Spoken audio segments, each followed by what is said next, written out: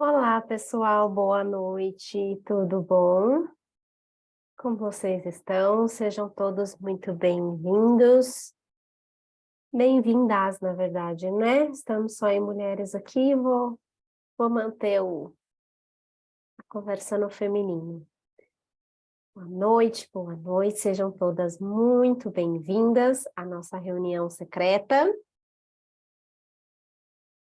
Vamos lá, hoje vamos descobrir juntas tudo aquilo que a faculdade de psicologia não nos ensina sobre luto e que a gente precisa saber caso a gente queira ter uma clínica de atendimento seguro e assertivo e caso a gente queira se sentir segura para receber e atender essa demanda na clínica, fato que é inevitável, né? Eu acredito que todas vocês que estão aqui comigo hoje têm consciência do quanto isso é inevitável para a nossa clínica, né? Caso contrário, vocês não estariam aqui, com certeza. Então, a demanda de luto, ela é extremamente coletiva, ela é extremamente universal. Infelizmente, todos nós passaremos por processos de luto, né? A gente, enquanto si, os nossos pacientes, eles chegam até nós buscando ajuda para lidar com seus lutos, com as suas perdas, e daí eu falo de uma forma super ampla, tá? Para além da morte. Assim também os pacientes que já estão em acompanhamento com a gente também passam por perdas, rompimentos, ciclos que se fecham, mudanças que acontecem em suas vidas e que exigem adaptações muito grandes, que deixam vazios muito significativos. E a psicologia está aí para ajudar esses pacientes e que a gente possa ser cada vez... Ih, ficou mudo? Voltou? Vocês estão me ouvindo bem, me vendo bem? Tinha dado uma travadinha? Eita, tá, então voltou. Beleza. Então, qualquer coisa vou me avisando mesmo aqui no chat se o som falhar, se a imagem passar, às vezes a gente trava e de fato nem sabe que está travada, né? Então, como eu estava dizendo, a psicologia ela tem muito a colaborar com esses pacientes em seus processos. E que a gente possa ser, de fato, psicólogas que têm segurança de receber esses pacientes, que a gente não sinta medo de receber essa demanda. E que a gente consiga, de forma muito assertiva, acolher o paciente, mas também saber como conduzir o atendimento para além desse momento inicial. Que a gente saiba o que dizer para esse paciente, além do sinto muito pela tua perda. Porque acho que isso é o básico, isso é o momento muito inicial. Então, que a gente possa conduzir o atendimento para além disso, para uma avaliação adequada, para uma condução muito adequada desse atendimento, tá? Eu vou começar a compartilhar a minha tela aqui, porque eu separei alguns tópicos para a gente conseguir ir discutindo, e que também eu acho que fica mais visual, fica mais fácil de acompanhar, atende todo mundo que é... O pessoal que é auditivo, o pessoal que é visual também fica sendo atendido aí nessa dinâmica. Então, vamos lá. Vou compartilhar. Por favor, me avisem no chat se fica aparecendo para vocês. Opa. Se aparece para vocês. Está aparecendo para todo mundo a apresentação? Tá tudo certo? Eu sei que agora ela deve estar... Isso, agora ela entrou totalmente, o computador é meio lento. Vou colocar minha janelinha aqui. Vou colocar minha janelinha aqui no canto, para a gravação ficar... Deixar ela um pouquinho maior aqui no canto. Pronto, que daí a gravação fica melhor. Então, aparece sim, muito obrigada, Amá. Então, vamos lá, o título da nossa reunião secreta hoje é Tudo que a faculdade não te ensinou sobre luto, e você precisa saber para ter uma clínica mais segura, mais assertiva. Muito provavelmente, neste momento, você não se sinta tão seguro assim, ou tão capacitado assim, para receber essa demanda de luto, né? Talvez, de fato, você saiba um pouco como conduzir nos momentos iniciais, mas chega um ponto ali que tá, acolhi, psicoeduquei, e o que eu faço, né? O que eu avalio? Então, isso, a gente, enquanto psicóloga, a gente quer oferecer o melhor atendimento para os nossos pacientes, e não saber o que fazer dá uma insegurança muito grande, né? Então, quero começar aqui falando para vocês que fiquem muito tranquilos, pois esse resultado que você quer alcançar na tua clínica, de um atendimento de excelência, de uma avaliação assertiva e desse sentimento de segurança diante dos casos que chegam até você, esse resultado que você quer ter, mas não tem, não é um problema que esteja em você, mas no conhecimento que você ainda não possui. E a ideia dessa reunião é poder dar acesso a você a esse conhecimento que você ainda não possui, e é esse conhecimento que é a chave desse resultado que você quer ter. Uma clínica segura e assertiva com o paciente enlutado, tá? Vamos alinhar um pouco a expectativa, que eu sei que o título fala sobre tudo que a faculdade não ensinou. Mas eu quero alinhar um pouco que, obviamente, eu não vou conseguir aprofundar esse tudo com vocês. Isso seria inviável em uma hora de reunião que a gente tem aqui, e isso também seria subestimar um pouquinho vocês de achar, né, que a coisa toda vai desenrolar em uma hora. Né? Isso não é possível, o aprendizado leva tempo, é um processo. Mas eu prometo que eu vou, sim, apresentar todos os conhecimentos que são necessários para a gente poder iniciar uma clínica com o paciente enlutado, tá? Então, quem já está atendendo, quem está com uma demanda dessa e está patinando um pouco, ou quem já sabe que vai receber, ou quem virá receber aí no futuro, com certeza vai sair dessa reunião um pouco mais preparado e com um caminho um pouco mais vislumbrado e visualizado, tá? Antes de eu entrar de fato no conteúdo, eu queria conhecer um pouquinho vocês. Vejo nomes de pessoas novas, então também vou me apresentar, mas eu queria conhecer um pouquinho de vocês. Então, ergue a mão aí para mim, deixa eu até abrir a janelinha de participante, quem é estudante de psicologia, quem ainda está na faculdade. Pode mandar eu no chat, ou levantar a mãozinha.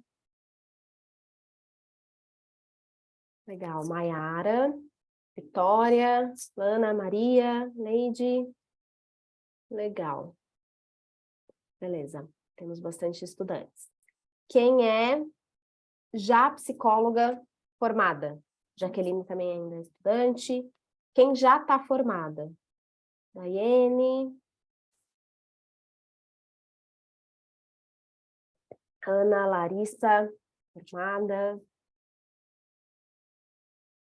Legal. Bacana. Estamos relativamente equilibrados, acho que temos mais estudantes do que psicólogas, isso é muito legal, porque realmente, de fato, ver esse interesse já, ou o reconhecimento da importância da demanda de luto na faculdade, primeiro, lembra muito euzinha, enquanto estudante, e é muito bom ver isso, né? Entendendo que essa demanda aí está sendo e os profissionais estão querendo se preparar cada vez antes. Quem se identifica com a frase "o que eu sei sobre luto vem pelo Google"? Ou seja, Thaís, eu sei muito pouco, quase nada, bem o básico, bem o senso comum, vai ser meu primeiro contato, minha primeira experiência com algo mais científico, com algo vindo de fato da psicologia, de uma fala de especialista. Alguém se identifica com essa frase, com essa premissa? Coloca um eu aqui no chat. Ninguém? Ótimo! Muito bom! Temos pessoas já aprofundadas, então acredito que todo mundo aqui vai se identificar com sei alguma coisa a mais, mas ainda não sei muito bem como atender. Estou patinando um pouco mais na prática. Teoria eu até vislumbro, conheço um ponto ou outro, mas a prática, Thaís, é o que pega para mim. Quem se identifica com esse momento atual, com essa visão. Maria, Maiara comentando aqui que já assistiu uma live com a professora Amanda. Ai, bacana! Ai, muito bacana, Maiara, gostei. Ai, desculpa, eu tô falando seu nome errado, Mayra. Nossa, mil perdões, eu tô falando aqui Maiara, me desculpa, eu sou míope, tenho dificuldade às vezes, perdão. Mas que bacana, eu lembro dessa live com a Amanda, fiz pós com a Amanda, foi bem bacana. E olha, tenho certeza que a reunião de hoje vai te ajudar muito com essa paciente que você tá. Então, vamos lá. Então, a maioria se identifica nesse ponto. E agora, o que eu queria saber? Quem já esbarrou com a demanda de luto na prática clínica? Seja como estágio, ou seja como já atendendo. A Mayra já falou aí que ela está com uma paciente atual. Fiz um curso sobre luto com a Vanessa Eletério. E estou com uma paciente enlutada, bacana. Então, Daiane também está no momento mega esbarrada com o luto na prática clínica. Então, tem uma motivação bem atual e bem presente aí para estar nessa reunião, né? Enquanto essas pacientes acabam demandando da gente. E quem nunca esbarrou, mas está aqui para se preparar para esse momento, porque sabe que eventualmente esse momento vai acontecer. Em algum momento, isso vai chegar, isso vai aparecer na clínica. Quem está aqui de maneira já preventiva, antecipando essa demanda da clínica. Maria, Lana, Vitória, Jaqueline, legal. Então, a gente já vai começar com uma primeira sessão show de bola, né? Já estamos aqui nos preparando, a primeira sessão já vai ser maravilhosa. Conheci um pouco vocês, deixa eu falar um pouco sobre mim. De fato, algumas pessoas aqui já me conhecem, então vou me reapresentar, prometo ser breve. Eu sou a Thais Arcas, eu tenho 31 anos, eu sou psicóloga clínica, de fato, atuando na área clínica há 10 anos, né? Eu sou formada e atuo na área todo esse tempo, e sou professora há 5 anos. Então, atualmente não estou dentro de nenhuma grade docente de universidade, mas estive até 2021, né? Resolvi sair por questões de demanda mesmo da vida, é muito difícil a gente conciliar todos os nossos horários, mas não saí dessa posição de professora, né? Hoje eu tenho um programa de capacitação que eu supervisiono, que eu instruo, que eu capacito outras psicólogas e estudantes de psicologia para focar na demanda de luto e também para olhar muito para os casos pela demanda e pela ótica da teoria do apego, que é a abordagem que eu sigo, né?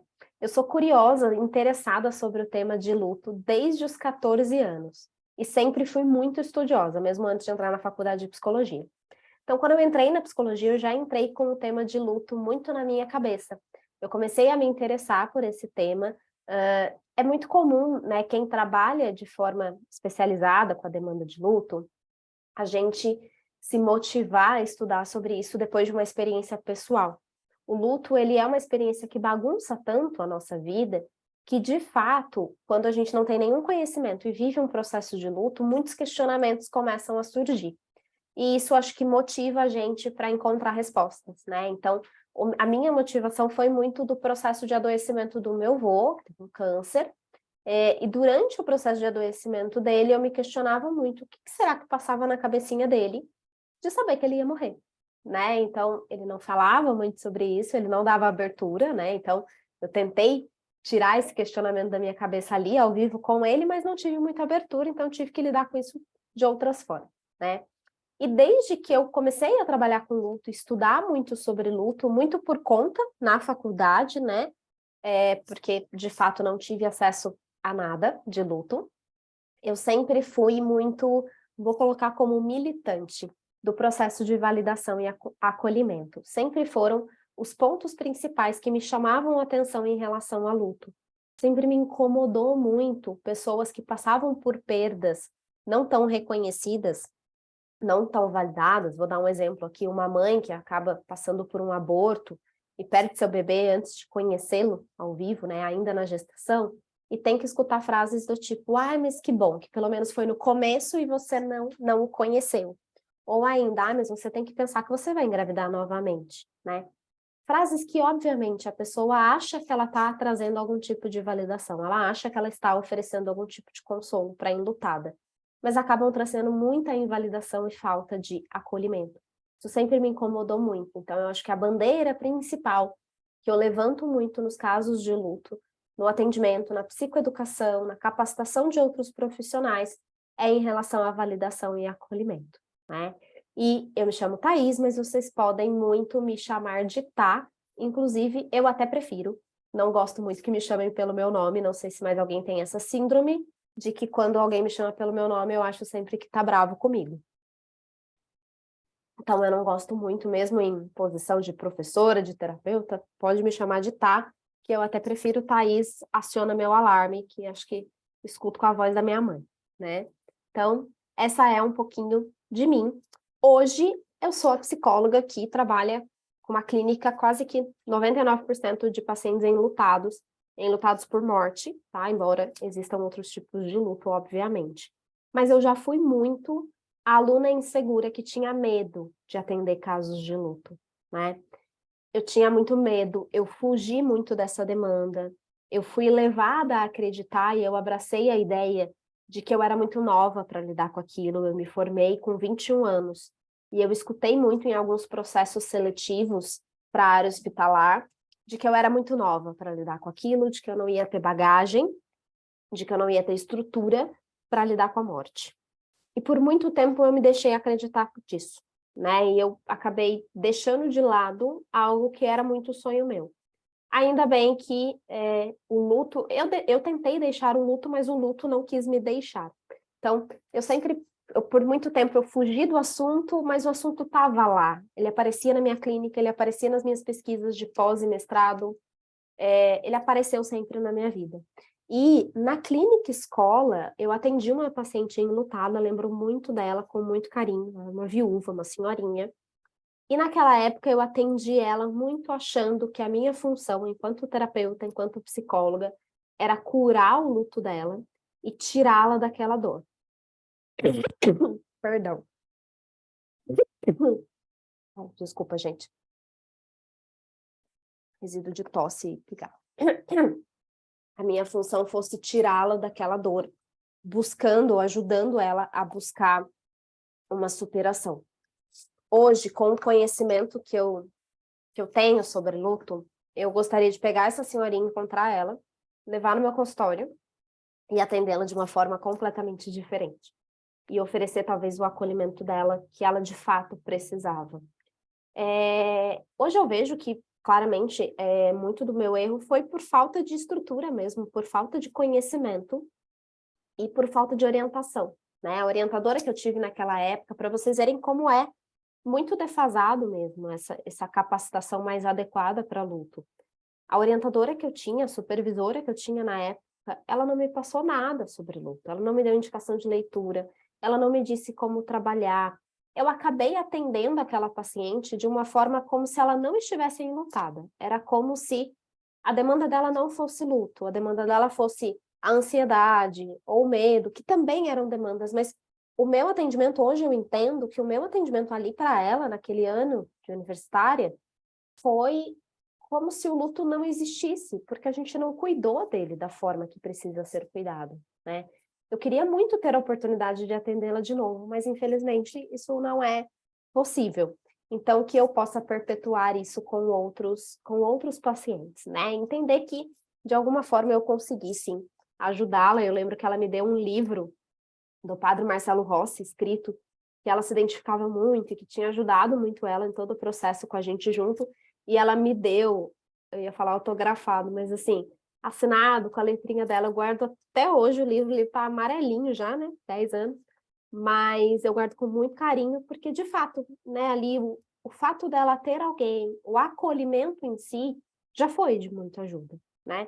O ponto é que eu não consegui seguir ou aprofundar muita coisa, até porque estágio a gente não consegue mesmo, né? Então, hoje eu consigo ver que essa visão não faz muito sentido, a visão da cura, ela era muito meiga, ela era muito fofa. A visão da cura, a visão de tirar o paciente da dor, ou a visão da superação, ou até a visão de que a gente precisa ter medo dessa demanda. Hoje eu vejo que não faz muito sentido, mas naquela época era uma verdade absoluta para mim, né?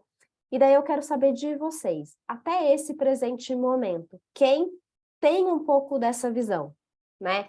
É lógico, a cura com toda aquela vertente da psicologia, mas quem que, por exemplo, entende que a gente tem que ajudar o paciente a superar o luto?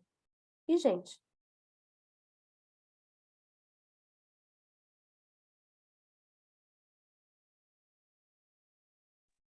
eita, gente.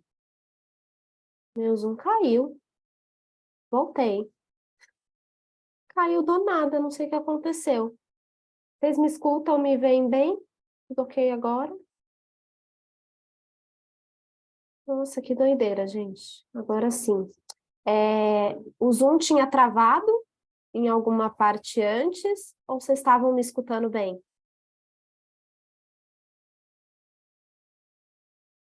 Agora eu quero saber se eu volto, para onde eu vou, se eu retomo, se... Hum, agora sim, travou sim, ficou sem áudio. Eita, gente, tinha travado. O que está acontecendo hoje aqui? Que estranho. Internet aparentemente está ok, gente. Não sei o que houve, mas vou voltar então, tá? Vou voltar um pouco do que eu tava falando. Hoje eu sei que essa visão de curar e de buscar a superação não faz muito sentido. Hoje eu sei, por isso que eu digo que eu queria trazer essa pacientezinha de novo para a minha clínica. Mas naquela época isso era muito uma verdade absoluta para mim, né? Eu entendia que o luto precisava ter uma cura. É lógico, cura no contexto psicologia, né? Que a gente sabe que não é uma cura absoluta. Eu entendia que tinha as oscilações, mas eu achava que eu tinha que ser mais incisiva com ela, que eu tinha que tirar ela daquilo ali. Era bem essa sensação de tirar ela daquele estado, como se o luto fosse um estado e uma fase de fato muito passageira.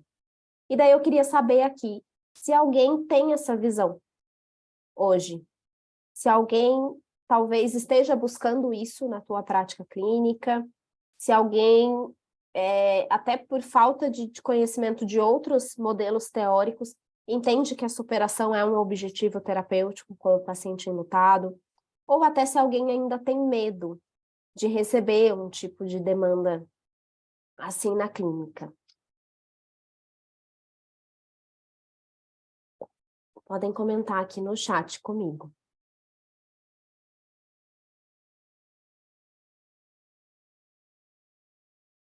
Ninguém tem? Poxa, estamos muito bem, então.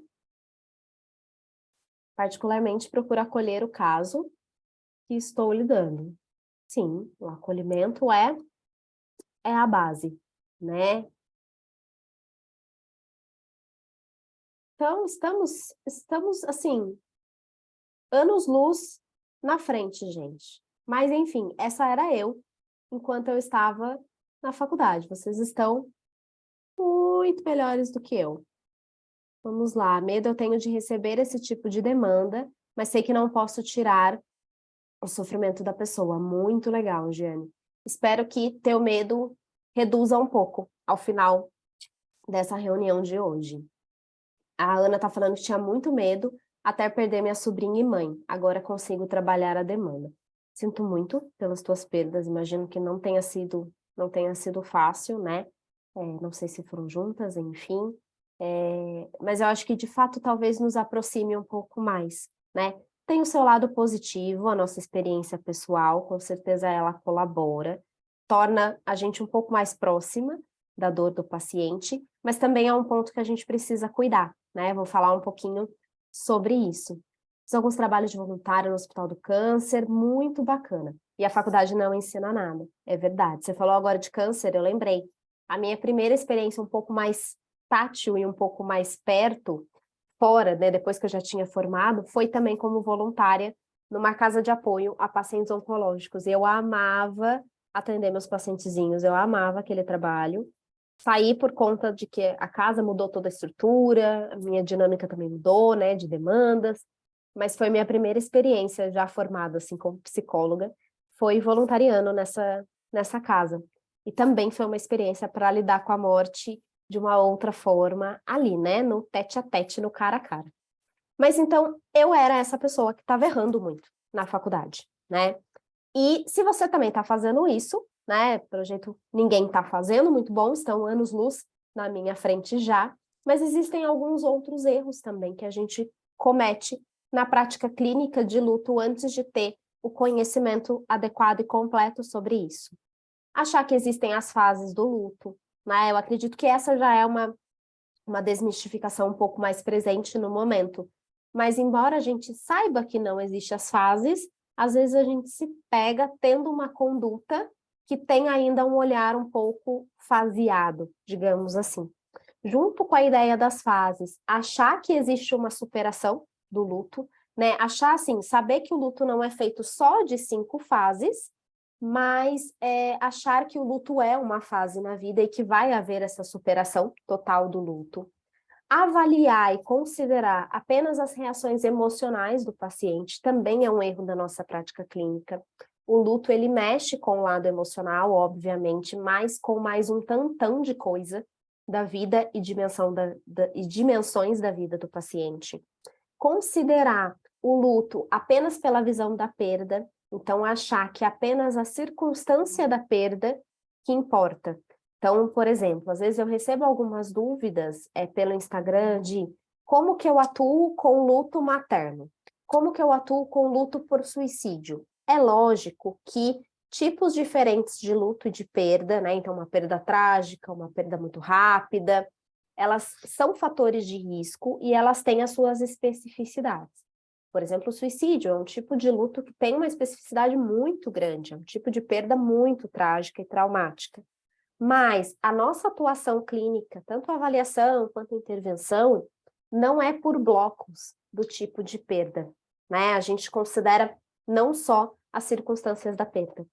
Achar também que atender luto é igual a atender outras demandas, né? Então, tanto no sentido da disponibilidade emocional, do peso que pode vir a se tornar para a gente, ou do quanto mistura terapeuta e paciente às vezes, né? Assim, o quanto a gente precisa trabalhar para não misturar, e também achar que é igual no sentido de, por exemplo, quando eu recebo um paciente com ansiedade, a ideia é amenizar sintomas, ter remissão do quadro. Quando eu recebo um caso de transtorno, algum tipo de transtorno psíquico, a ideia é ter uma remissão desse transtorno. Não existe remissão num processo de luto. O luto não é uma doença, o luto não é um transtorno, tá? E aí acho que é um erro que nenhuma de nós aqui comete, que é achar que não vai atender nenhum caso de luto na vida, né? Estamos todas aqui nessa quarta-feira à noite. É óbvio que ninguém aqui pensa isso, mas temos alguns colegas que pensam, né? Então, se você inclusive conhece algum colega que tem essa visão de eu não vou estudar sobre luto, porque como eu não vou me especializar nesse tema, eu não preciso saber sobre isso. Eu tive colegas na faculdade e colegas ainda hoje formadas que têm um pouco essa visão, né? Para você ver como elas estão ali na década de 1900 bolinha, né? Se vocês têm algum colega com esse discurso, já dá chega para lá nele, já, né, manda o perfil, já fala, olha, assiste aí uma reunião da Thaís, depois manda a gravação dessa reunião para ele, para ela, para ver se ajuda a prática clínica dessa pessoa, se dá uma abertura aí de visão para ela. O que a gente deve fazer em relação a esses erros, né? Então, a gente viu o que é o erro. O que a gente deve fazer? Vamos lá. Quero expor um pouquinho desses pontos para vocês. Primeiro ponto. A gente vai fazer uma troca do modelo de fases pelo que hoje a gente chama de modelo dual, que é a nossa principal referência teórica na clínica para trabalhar com pacientes enlutados. É o modelo mais atual e mais utilizado como psicoeducação, como intervenção e como avaliação. O modelo dual, ele vai dizer basicamente o quê? De uma forma bem resumida e simples, que o luto acontece na oscilação, ou seja, não é fases, não é linear, não é um processo contínuo de progressão. Ele é uma oscilação muito caracterizada por altos e baixos. A oscilação, segundo o modelo dual, vai acontecer entre dois universos, o universo da perda e o universo da reparação. Ou seja, é natural que o paciente apresente dias em que ele está muito voltado para a perda, com dificuldade de aceitar a perda aqui, opa, deu uma travadinha, com dificuldade de aceitar, falando muito na perda que ele passou, querendo ver foto ou evitando foto porque está muito difícil lidar. O paciente vai estar muito voltado para a perda. São sessões que são densas, são sessões que são difíceis, o paciente chora, o paciente fala, ele repete, ele fala de novo, ele rumina, ele tem muito esse comportamento, que geralmente é o comportamento que mais traz angústia para a gente, né? Você quer tirar o paciente daquela dor. A gente sabe que não dá para tirar, mas é lógico que a gente quer tirar, porque ninguém gosta de ver o outro sofrer. E, por um outro momento, ele vai oscilar para o outro universo. Ele vai oscilar para o universo da restauração. Ele vai conseguir seguir em frente, ele vai fazer planos, ele vai se mostrar bem. É aquela sessão que a gente fala assim, nossa, fulano tá super bem, a coisa tá andando, né? Se fosse uma oscilação assim, só, seria show de bola facinho, né? Chegou na restauração, ele vai fluir. Mas não, na outra sessão ele volta para perda, né? E isso é natural. Isso não significa que a gente não está fazendo o nosso trabalho. Isso é natural do processo de luto, né? Inclusive, entender isso nos leva para o próximo ponto, que é compreender que é diferente evoluir o processo de luto e o luto ter um fim. O que eu espero de um processo de luto do paciente que se desenvolva de uma forma saudável, que se desenvolva de uma forma que seja leve para ele, que se desenvolva de uma forma a ele conseguir permear os dois universos, seguir em frente, mas também se permitir viver a perda, porque isso é importante, é dolorido, é difícil, mas é importante o paciente viver, se permitir viver o processo de luto. O que eu espero dessa evolução é de que tudo isso vá acontecendo. Então, o paciente tenha uma narrativa que ele consegue construir um significado, que ele consiga acessar lembranças, né, que ele não fique numa evitação constante, que ele consiga também seguir em frente, né, que eventualmente, conforme o tempo vá passando, ele consiga falar com mais facilidade, expressar de uma forma melhor, ter alguma remissão de sintomas físicos, de sintomas cognitivos, né, que são importantes a gente avaliar, mas eu não posso esperar que exista um fim do processo de luto, no sentido de não haver mais lembranças, não haver mais saudade e não haver mais nenhum momento de dor, né? Isso vai continuar existindo. É importante a gente aceitar a realidade de que o luto vai fazer parte da vida deste paciente, né? Vai haver uma transformação de como a coisa vai acontecer, mas a coisa vai existir para sempre, né? Não existe como a gente tirar esse pedaço da vida do paciente, né? E eu li uma frase esses dias que definia muito perfeitamente. A dor do luto, ela de fato continua a mesma. A gente tem a sensação de que ela reduz, mas ela continua a mesma. O que se modifica é a forma que o paciente lida com essa dor. Então, por exemplo, já passando aí para o próximo tópico, a gente precisa ter muito bem alinhado quais são os nossos objetivos terapêuticos ao atender um paciente por luto. Então, a gente sabe que não é ajudar a passar nas fases, porque não existe fases. A gente já sabe que não é ajudar a ter fim do luto, porque não existe. Fim, entendam fim e superação como a mesma coisa. E a gente sabe que não é tirar a dor, a gente sabe que não é esquecer a pessoa que se foi, a gente já sabe tudo isso. Então, qual é o objetivo terapêutico? O que eu vou fazer com esse paciente que me recebe, que eu recebo para atender de luto? Eu vou precisar entender isso para mim e eu vou precisar alinhar com ele. Principalmente essa parte, e alinhar é onde a gente faz a psicoeducação com o paciente, explicando para ele que o luto não é em fases, é no modelo dual, que o luto não tem fim. Eu preciso ter muito claro isso para mim e para o paciente. Eu preciso ter claro entre nós e na relação terapêutica que a gente está ali para ajudar ele a expressar, para ajudar ele a oscilar, para ajudar ele a lidar com raiva, culpa, a lidar com sentimentos que de fato são mais negativos e podem atrapalhar o processo de luto, né? Podem complicar o processo, né? Dentro desse objetivo terapêutico, obviamente a gente vai precisar avaliar também o paciente. E daí, nesse processo de avaliação, para a gente não cometer os erros que eu comentei no slide anterior, a gente precisa ampliar 2 pontos. Primeiro, a gente precisa ampliar a análise de manifestações do processo de luto. Eu falei ali para vocês que não são só manifestações emocionais. Hoje a gente tem muito claro que são 5 dimensões que são afetadas na vida de um paciente enlutado. A dimensão emocional, que é a mais conhecida, então o paciente tem tristeza, raiva, medo, ansiedade.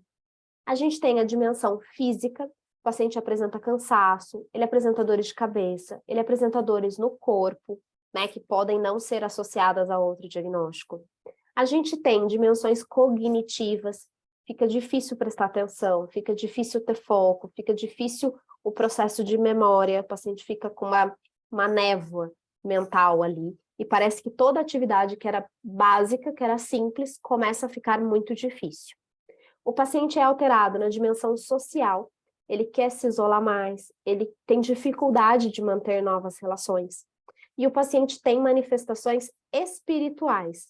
Ele pode se apegar mais à questão de religiosidade na vida dele, ou ele pode ter uma crise com essas questões, com a fé, com a espiritualidade, tá? O paciente pode ter manifestações muito associadas com questão religiosa, de interpretar sinais, dar significado muito associado com as questões de religiosidade, tá? Outro ponto que a gente precisa ampliar da avaliação. Lembra que eu falei que não dá para a gente considerar só a perda. Entendam a avaliação e o processo de luto como uma engrenagem de 2 peças. Uma peça é a perda e uma peça é o enlutado. A minha avaliação é sobre entender qual foi a perda, então eu vou sim buscar entender as circunstâncias da perda, mas eu preciso entender como que essa engrenagem se relaciona com essa. Como que o enlutado se relaciona com a perda. E por que ele se relaciona da maneira que ele se relaciona. Então, entender fatores de personalidade, história de vida, enfrentamento e N outras coisas do enlutado também é importante. Inclusive, hoje a gente não fala mais de uma terapia do luto, a gente fala de uma clínica com enlutado. Porque antes de ser especialista em luto, eu sou psicóloga clínica. Antes de atender um enlutado, você está atendendo uma pessoa. E você precisa ter esse olhar para essa pessoa, né? E um último ponto muito importante que precisa ser feito é se conscientizar que atender luto não é igual a atender a outras demandas, tanto pelas especificidades do processo de luto que ele traz, quanto pela dimensão pessoal e coletiva de atender casos de luto, né? Quero ampliar um pouquinho isso com vocês. A Mayra tá comentando que é exatamente assim, concordando com as manifestações. E de fato, né? E assim, tiro um momento aqui para conectar com vocês, para vocês terem uma clareza maior em relação a essas manifestações.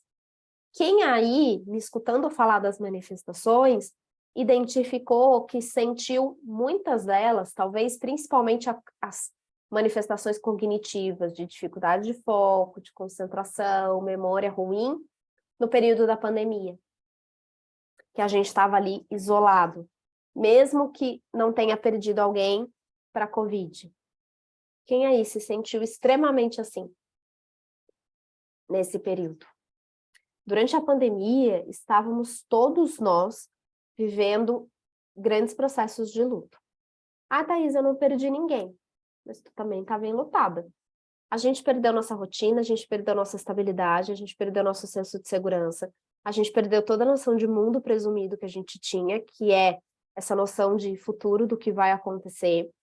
Algumas pessoas perderam empregos, círculo social, rotina de vida, foi muita coisa que a gente perdeu, né? As queixas que eu mais ouvia da pandemia, antes das pessoas que de fato tinham perdido alguém chegarem até os consultórios, era sobre a dificuldade de foco e concentração. Ninguém estava conseguindo dar conta, né? Eu dava aula na época, estava trabalhando na faculdade, era um caos, os alunos não conseguiam ter o mesmo desempenho, não conseguia prestar atenção na aula, não conseguia fazer prova. Então, são manifestações muito presentes que às vezes a gente esquece de se dar conta, né? E o que acontece que a gente esquece de se dar conta? A gente tem uma representação, exatamente pelo luto ser um fenômeno coletivo, Ele é uma das demandas mais comuns da nossa prática clínica, tá? Porque todo mundo passa por isso.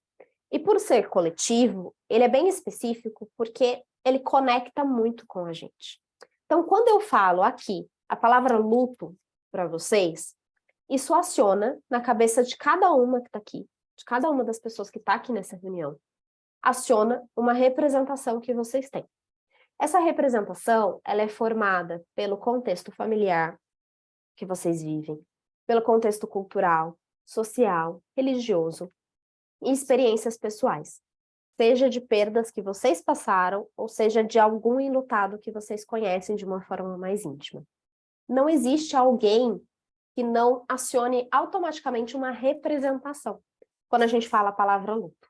E o porquê que isso torna-se algo tão específico da nossa prática clínica? Porque enquanto psicóloga, você tem todo o aparato teórico e prático para trabalhar luto, né? Você tem todo o seu caldeirão de bruxinha aqui, ó, pronto, com os melhores conteúdos e as melhores técnicas. Mas tem você, que é uma pessoa humana, como diria um professor meu, que tem a sua representação de luto, né? E como é importante a gente ter consciência disso para conseguir, antes de acionar o caldeirão da bruxinha, os conteúdos teóricos e práticos, acionar aqui dentro. O que que eu penso sobre luto? O que que eu penso sobre morte? Como que eu lido com perda? Como que eu lido com alguém chorando na minha frente de forma desesperada, porque o choro de luto ele é diferente. Como que eu lido com tudo isso e o que que eu espero que venha do paciente, né? Em primeiro lugar, né, no meu método, eu tenho o meu método de capacitação, ele é feito por 4 etapas de preparação de um profissional. Vou apresentar esse método para vocês. A primeira etapa desse método é desmistificar o luto e trabalhar as representações pessoais, né? E eu quero testar um pouquinho isso com vocês, ajudando a gente a desenvolver um pouquinho o raciocínio clínico prático, com um exemplo de 2 casos, que são casos reais, casos que eu atendo, que eu acompanho, e eu gosto muito de trazer esse exemplo, porque são casos muito semelhantes, ao mesmo tempo muito diferentes, tá? Tem uma pergunta aqui no chat, da Euria. Eu vou olhar, daqui a pouco eu te respondo, tá? Eu vou apresentar essa questão do raciocínio clínico, e daí a gente vai abrir para dúvidas e perguntas, tá? Então, ó, faça um teste aqui comigo. Vou apresentar brevemente o caso para vocês, tá? São 2 pacientes meninas, uma de 24 anos e uma de 30 anos. Ambas perderam a mãe. A primeira paciente, de 24, ela perdeu a mãe por leucemia. A mãe teve um longo processo de doença, de 3 anos, e ela foi a cuidadora principal da mãe, tá? Muito nova, né, para viver um processo desse, mas isso foi muito positivo no sentido de que permitiu que ela vivesse o luto antecipatório, que é esse processo de acompanhar uma pessoa que a gente sabe ou que a gente teme que vai morrer, né? A morte, ela é iminente, ela é uma ideia um pouquinho mais próxima. E quando eu falo que ela teve um bom luto antecipatório, ela pôde se despedir, ela pôde cuidar da mãe, ela pôde ter aqueles momentos que até os filmes de Hollywood expõem de uma forma muito bonita e muito romântica, mas que muitas vezes é importante e é um fator de proteção para o processo de luto, tá? A segunda paciente, 30 anos, também perdeu a mãe, mas ela perdeu a mãe por Covid, né, em 2021. Num momento bem crítico da pandemia, naquele momento que a gente teve uma alta gigantesca de novo, foi a época que Paulo Gustavo faleceu, uma época que a vacina estava quase chegando, acho que foram mortes que trouxeram mais revolta ainda. Ela tinha uma relação muito positiva com essa mãe, tá? Essa mãe era a figura de segurança dela. Ela já era casada, né? Já tinha a vida dela, mas a mãe era uma referência.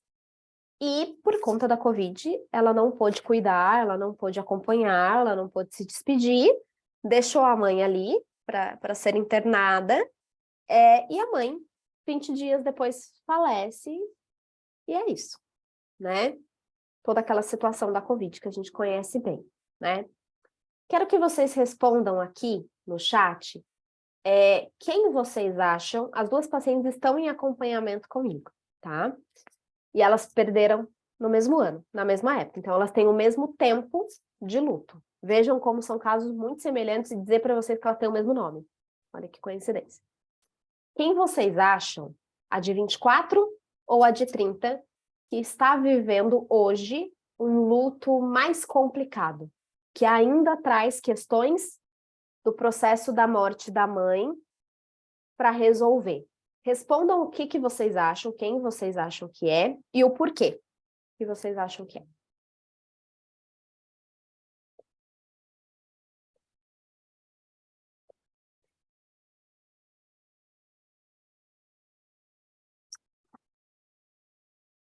A de 30, porque foi um luto muito inesperado. Perfeito. Temos um voto para a de 30. Contexto da Covid, voto para a de 30 de novo. Perfeito.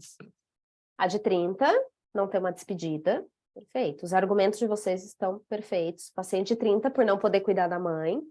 30 por não poder se despedir. De fato, né? Todos os fatores que a gente chama de complicadores do processo de luto, que a gente viu muito na Covid, né? Eu acho que a gente fala bastante da Covid, primeiro, porque é a situação mais atual que a gente tem, extremamente coletiva, que todo mundo conecta, e que eu acho que pela intensidade que foi a coisa, chama muita atenção. Mas várias outras mortes trágicas, né? Mortes que acontecem repentinamente e que não permitem despedidas, né? Que traz uma ruptura muito grande. De fato, são mortes muito trágicas.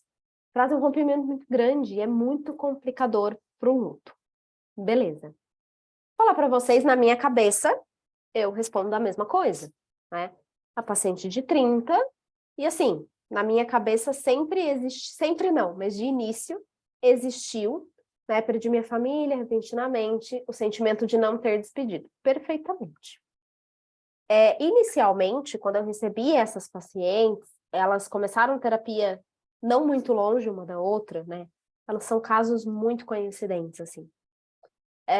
Na minha cabeça Thaís, não a psicóloga, na minha cabeça Thaís, e por isso a importância da gente conseguir separar para ter uma avaliação de fato assertiva. Na minha cabeça de Thaís, paciente de 30, meu Deus, esse luto vai se complicar demais, meu Deus, o que eu vou fazer para ajudar essa pessoa? E a de 24, ai, mas ela teve um luto antecipatório tão bonito, vai ser fácil, vamos nos apegar a essas memórias boas e a coisa vai fluir, tá? Beleza. Esse foi o meu pensamento.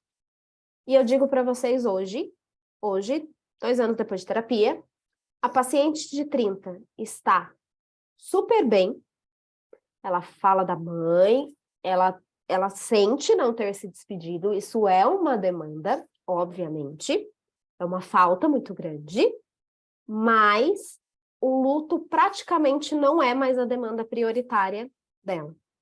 Hoje a gente fala muito do trabalho, porque o luto fez ela revisitar toda a relação dela com o trabalho, e a gente fala muito sobre a construção de maternidade que ela está vivendo hoje.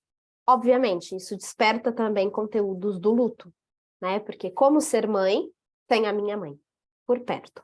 Mas ela tá bem, ela tá funcional, não temos sentimento de culpa, não temos travas emocionais, tá tudo fluindo.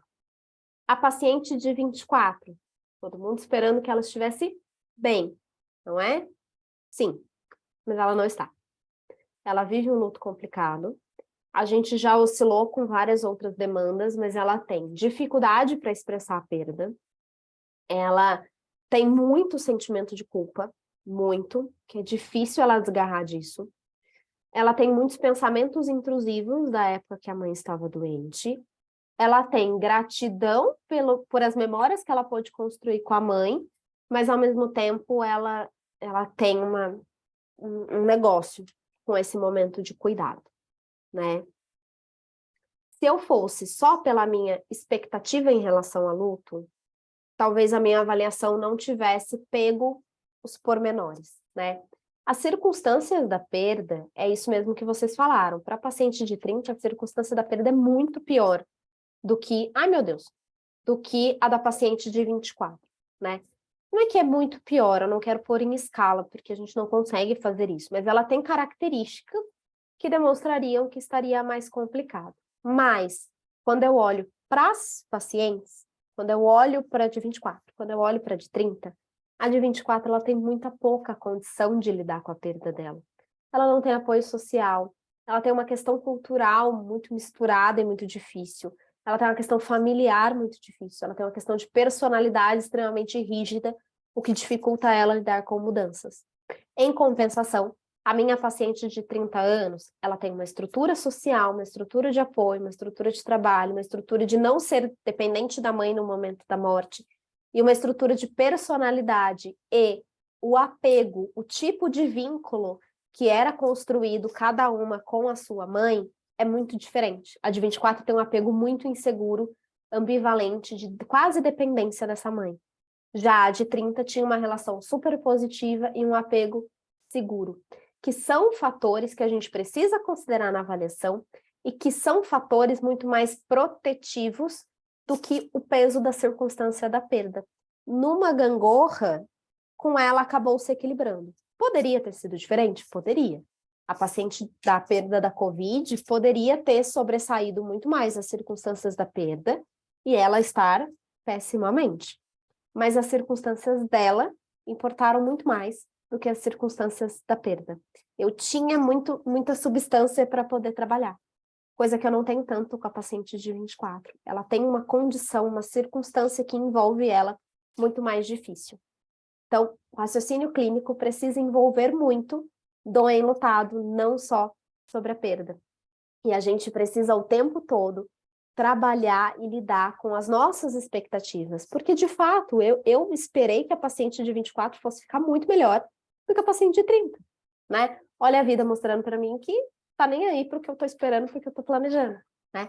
E a importância da gente poder aprender sempre a separar o que que eu espero, por que que eu espero, por que que eu tenho essa representação, né? Isso é um trabalho interno, eu comigo mesma, né? Faz sentido esse raciocínio para vocês? Me contem aqui o que vocês acharam em relação a isso, enquanto eu vou ler a pergunta que vocês me enviaram. Quem tiver mais perguntas também, agora é o momento da gente tirar essas dúvidas, tá? Vou ler aqui. Tá, e quando o luto não chegou a acontecer, mas a paciente tem muito medo de perder os pais? Pergunto, pois sinto que preciso lidar com isso primeiro. Lidar com o falar da morte dos pais para que eu consiga clinicar com isso. Olha, perfeito. Eu considero que sim, é uma das habilidades, uma das competências que a gente precisa desenvolver enquanto psicólogo, que é ter naturalidade para falar sobre perda e sobre morte, né? Por quê? Porque se eu não tiver essa naturalidade, eu não vou o paciente não vai conseguir desenvolver essa naturalidade, a expressão da perda, o lugar que é para ser seguro, não vai ser tão seguro, tá?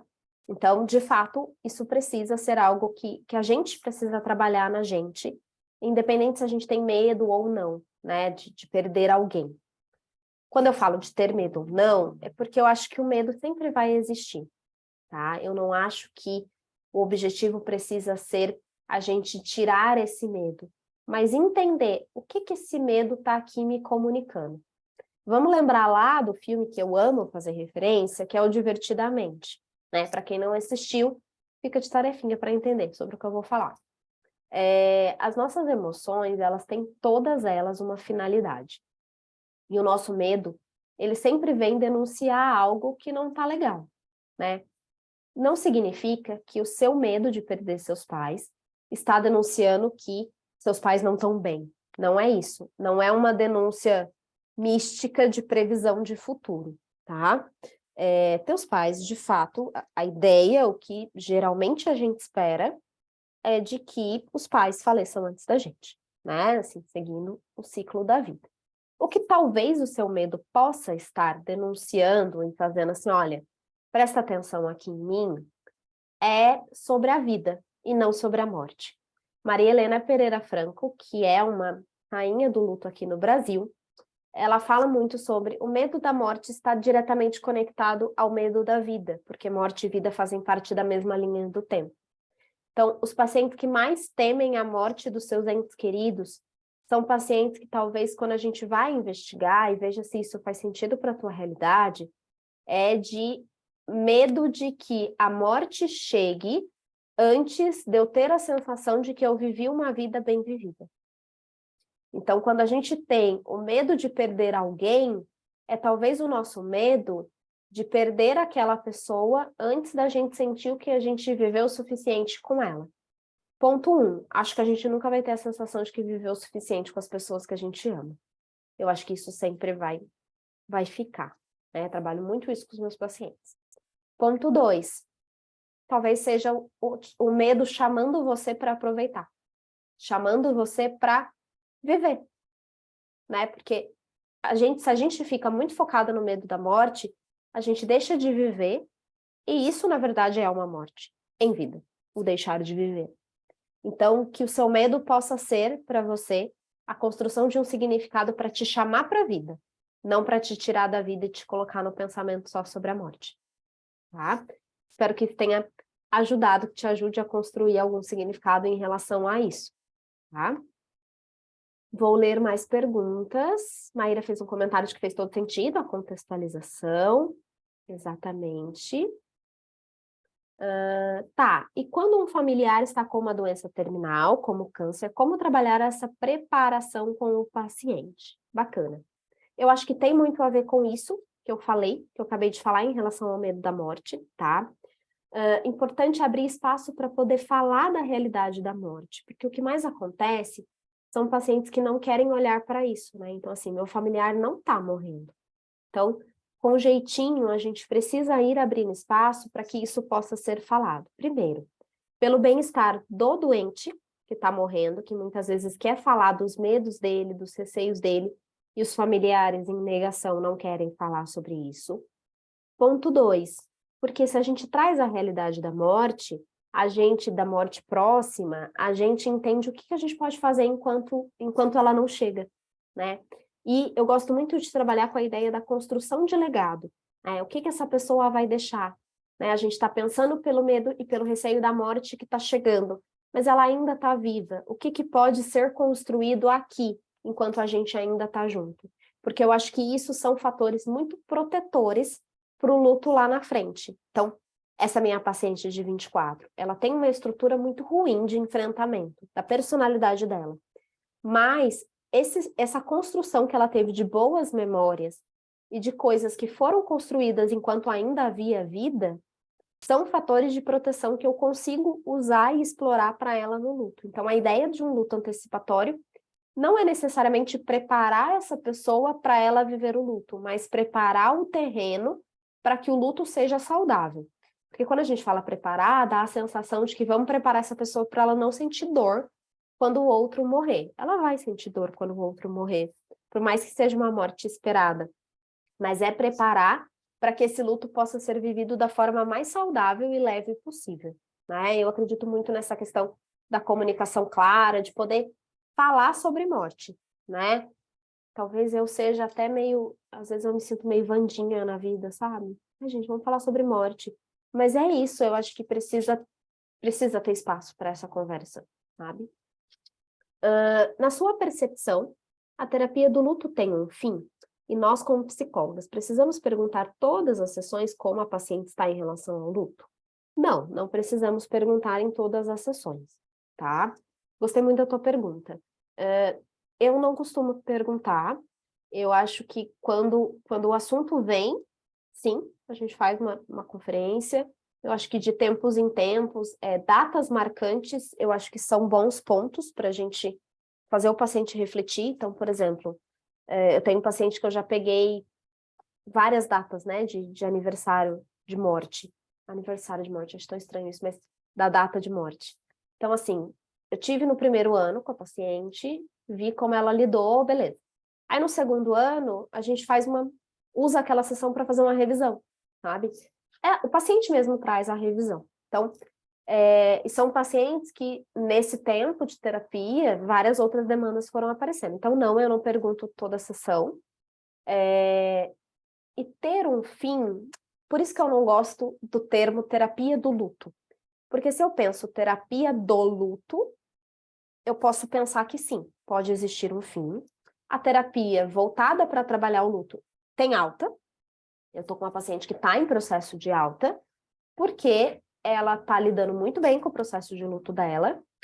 Trabalhar o luto trouxe várias outras coisas que ela também está lidando bem e ela está no processo de alta. Por isso que eu gosto de pensar na clínica com o enlutado, porque a maioria dos meus pacientes que começaram comigo por processos de luto, porque perderam alguém, hoje continuam em terapia, mas porque a gente está lidando com várias outras coisas. A gente fala do luto, a gente fala do falecido, vira e mexe, o assunto vem de novo, mais por eles do que por mim, vem naturalmente, mas várias outras coisas começam a virar demanda. Vou dar exemplo. Essa paciente de 30 anos, hoje a relação dela com o trabalho mudou muito. Lidar com a morte mudou totalmente a vida dela, né? Lidar com a morte da mãe mudou tudo. Então, ela começou a rever a relação dela com o trabalho e isso virou uma demanda. Hoje a gente fala muito sobre isso. Virou uma demanda a forma que ela lida com o pai dela, que é a pessoa que agora ela tem que cuidar. Para ela lidar com o envelhecimento do pai, ela lidar com o marido, ela lidar com o desejo de ser mãe, que por um momento foi anulado. Uma outra paciente minha, a gente começou a lidar com o dedo podre dela, entre aspas, né? Porque a morte do filho fez ela rever como que ela lida com os relacionamentos amorosos. Então, a terapia não chegou numa alta. Talvez se eu fosse olhar só a demanda de luto, sim. Porque daí vocês estão me perguntando pontos de melhora, né, do luto. Cara, são pessoas que estão integradas no luto, mas elas continuam trazendo outras demandas. A paciente que entra de alta é porque ela foi parando de trazer demanda, né? Então, o processo de alta entra mais ou menos nisso. Isso porque é uma abordagem que eu sigo. Quando eu sigo a abordagem da teoria do apego, que é mais um viés psicanalítico, a gente tem um lidar diferente com questão de alta. O que eu gosto de fazer eu sempre pontuo para o paciente como que a gente está caminhando na terapia. Então, olha, eu percebo que o luto já não é mais um assunto tão frequente aqui. A gente está trabalhando com várias outras demandas. Como é isso para você? Né? A maioria dos pacientes que eu já tive continuaram um tempo depois, mesmo quando o luto não era mais demanda, tá? Porque o luto bagunçou demais a vida e muita coisa ficou pendente. Então, assim, a fala da maioria deles era então, mas é que agora eu preciso lidar com isso aqui, né? Então, vamos continuar assim. Né? Então, a gente alterava o contrato, entre aspas, porque eu não ponho demanda no contrato, mas eu revia esses objetivos terapêuticos com o paciente, dava uma revisada na avaliação com ele,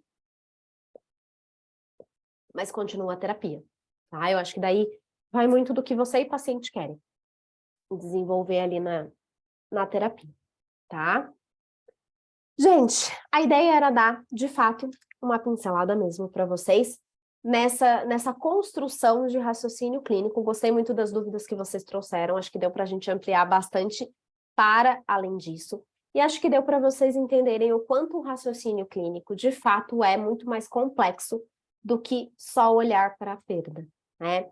E daí, com base nisso que eu trouxe aqui de raciocínio clínico, eu queria saber quem daqui, podem começar no chat ou erguer a mãozinha, quem daqui gostaria hoje de ter a minha ajuda e de ter o meu acompanhamento pessoal para conseguir seguir nesse plano de capacitação e de construção de raciocínio clínico e caminhar dentro do assunto do luto, começando na teoria básica até a prática mais avançada. Quem gostaria desse acesso, quem gostaria desse acompanhamento, pode comentar um eu aqui. O iPhone respondeu, seria um grande prazer. Tá sem nome. Oi, Joyce. Pensei, meu Deus, inteligência artificial tá ativa aqui na aula. De fato, Joyce, também seria um grande prazer para mim. Quem mais? Gostaria muito, Giane. É um prazer, seria um sonho. Ai, gente, vocês fazem eu ficar me achando aqui. Muito obrigada, Daiane. Fico feliz que a minha didática faz sentido para vocês e conecta de alguma forma. Então, vamos lá, para vocês que gostariam, com certeza vai ser um prazer também poder acompanhá-las. E o que eu tenho hoje de acompanhamento é um programa bem especial que eu consegui, eu acredito que eu consegui, tenho conseguido organizar todo o meu conhecimento desses 10 anos de prática clínica, não só sobre prática clínica com luto, mas de prática clínica no geral, exatamente por entender que o que eu faço é uma prática clínica com enlutados, não é uma terapia só do luto, né? O pensamento clínico precisa sempre vir junto e sempre acompanhar. E eu consegui organizar todo o meu conhecimento em todos esses anos de prática em um programa muito especial que tem surtido muito resultado, gerado muito resultado para quem está nesse programa, que é um programa de capacitação para psicólogas e estudantes de psicologia, Luto da Teoria à Prática. E eu quero apresentar esse programa para vocês. O LTP, como eu gosto de chamá-lo intimamente, ele é um programa online de capacitação e acompanhamento profissional para psicólogas e estudantes de psicologia que desejam perder o medo e estarem mais seguras para atender casos de luto. Ele é um programa, como eu apresentei para vocês, ele é um método que se baseia em 4 grandes etapas, tá, do LTP. A primeira etapa, ela é a preparação pessoal e a desmistificação em relação ao luto. Então, são 4 módulos do curso que você tem acesso a conteúdos que te ajudam a trabalhar e desenvolver as habilidades pessoais, então trabalhar as crenças, trabalhar as suas próprias perdas pessoais e também compreender e desmistificar os principais mitos e contextualizações em relação ao luto. Contextualizações é entender o que a cultura fala sobre isso, o que a religião fala sobre isso, contexto familiar onde influencia e todos esses pontos. Uma etapa 2 é a preparação teórica, que os módulos 5 a 7 do curso dão conta de apresentar os principais modelos teóricos, os principais fatores de avaliação e os principais fatores complicadores do processo de luto, que é quando a gente fala de suicídio, culpa, raiva, entre outros fatores que, de fato, trazem uma complicação maior para o processo de luto, beleza? A etapa 3 é a etapa de preparação teórica, né, que é a etapa de prática mesmo, tá? Então, o módulo 8, ele é um módulo do curso inteirinho dedicado a expor intervenção clínica com enlutados. Então, da gente entender como que, de fato, a gente põe a mão na massa com esses pacientes. Desde a primeira sessão até pensar em ferramentas um pouco mais aprofundadas, tá? Além disso, eu gosto muito de trazer sempre o casamento da teoria com a prática. Então, todos os módulos do curso possuem pelo menos uma aula que discute casos reais. Então, isso aqui que eu fiz no curso, esse caso das minhas 2 pacientes, de 24 e de 30 anos, como aqui a gente está falando delas, tem uma aula no processo, no módulo de avaliação, se eu não me engano, que eu faço um destrinchar gigante e completo do caso de cada uma delas, pontuando todos os fatores que fazem os casos se diferenciarem tanto, mesmo tendo características tão semelhantes. Então, todos os módulos, vocês encontram aulas em que eu levo os meus casos reais, discutindo o caso e destrinchando o caso no raciocínio clínico, para vocês entenderem de fato como acontece a prática. E a última etapa, não menos importante, que eu considero super importante, por sinal, é o aprofundamento. Então, aqui os módulos 9 ao 11 trazem conteúdos mais específicos do luto, no sentido de tipos de luto, lutos não reconhecidos, né? Aqueles lutos que as pessoas acham que não é luto, porque às vezes não é sobre morte, ou é sobre morte, mas é uma morte que as pessoas tendem a minimizar, tá? O aprofundamento ele é super importante porque traz essa ideia da formação continuada, que é tão valorizada hoje para a nossa capacitação profissional. E o acompanhamento do programa, que é mensal, com aula, supervisão e newsletter, também oferece esse aprofundamento. Tá? Então, essas são as 4 etapas, os 4 pilares que sustentam o método do programa LTP.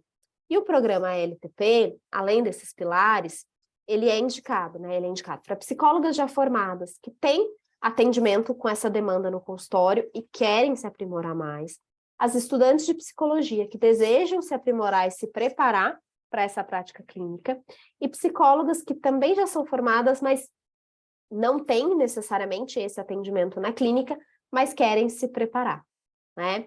E nesse programa você vai conseguir adquirir, de fato, mais segurança para receber e atender seus pacientes, o fim do sentimento de medo, insegurança ou até confusão, maior capacitação e destaque na prática clínica, porque hoje é difícil a gente encontrar psicólogos capacitados de verdade para atender demanda de luto. Isso faz com que seu leque de possíveis pacientes aumente, você não precise ficar sentindo que você precisa encaminhar o paciente porque você não dá conta daquilo, né? E conhecimento e capacitação específico para lidar com todas as inúmeras perdas que chegam até o consultório, né? E o quanto é importante a gente realmente estudar sobre luto, mesmo que você não tenha nenhum caso, mesmo que, até porque luto é sobre muito mais do que perder alguém por morte, mesmo que você ainda seja estudante, a maioria aqui hoje é estudante, isso é muito bacana, né? Para você entender como que você vai além do sinto muito, e não só conduzi-lo a seguir, conduzir o paciente a seguir em frente e superar. A faculdade e a graduação não nos preparam para isso, e hoje a gente tem um duplo número de pessoas, de casos de luto que se complicam e precisam de ajuda profissional especializada por conta da pandemia. Até o momento da pandemia, a gente tinha de 5 a 10% de casos de luto que se complicavam.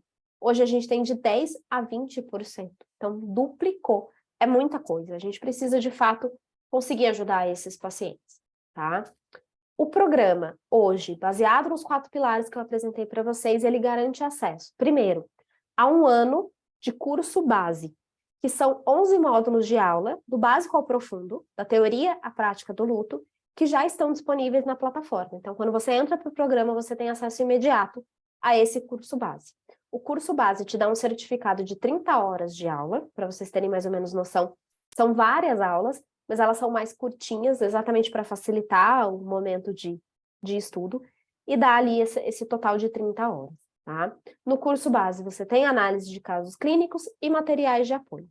E você, além desse 1 ano de curso, você tem 6 meses de acompanhamento que pode ser renovado ao final dos 6 meses, com acompanhamento mensal de 2 encontros ao vivo por mês. Um deles uma aula ao vivo e um deles uma supervisão de caso, que a gente vai rotacionando quem vai levando os casos clínicos para discussão, tá? Inclusive, semana que vem a gente já tem a nossa primeira aula desse mês de julho, desse semestre de acompanhamento. O grupo no WhatsApp, com suporte para dúvidas e networking. Então, sempre que precisa indicar paciente, sempre que precisa fazer indicação, a gente tem umas às outras ali para contar. E essa newsletter de curadoria de artigos e publicações. O que que é isso? Uma vez por mês, vocês vão receber um PDF de compilado de artigos que eu encontrei que são atualizados, de série que é bom para vocês assistirem e ajudar o paciente, conteúdos no geral, que vão te manter sempre atualizada em relação a atendimento e a pensamento crítico e clínico sobre luto, tá? Quanto é necessário investir para fazer parte desse programa, tá? Para vocês terem uma ideia, né, eu falei que esse programa, de fato, ele é o compilado de todos os meus anos de investimento. Em todos esses anos de investimento, formação, curso livre, supervisão, o mestrado, a graduação, nossa, já foi com certeza mais de 20 mil de formação, né? Se eu fosse totalmente justa para essa preparação que entrega o conteúdo de forma tão objetiva, tão clara e tão didática, de fato, esse curso custaria pelo menos uns 5 mil reais. Mas eu quero que ele seja acessível a mais pessoas. Então, hoje, o valor do meu curso é 1.497, tá? O valor das próximas turmas, na verdade, vai ser a partir de 1.497, perdão. Porque esse ainda não vai ser o preço que quem está aqui comigo ao vivo vai pagar se resolver fechar esse curso agora, tá?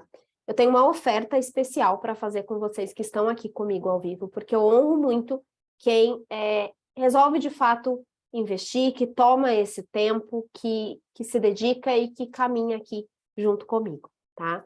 A oferta que eu tenho para fazer hoje para vocês é vocês terem acesso ao curso base de 1 ano, vocês terem acesso ao acompanhamento de 6 meses, a 3 aulas bônus de produção de conteúdo para o Instagram, aula sobre autoestima profissional e aula dos primeiros passos da clínica, tá? Aí na tela está projetado o valor médio do que seria cada um desses produtos. Imagina só o quanto ia subir o valor desse investimento.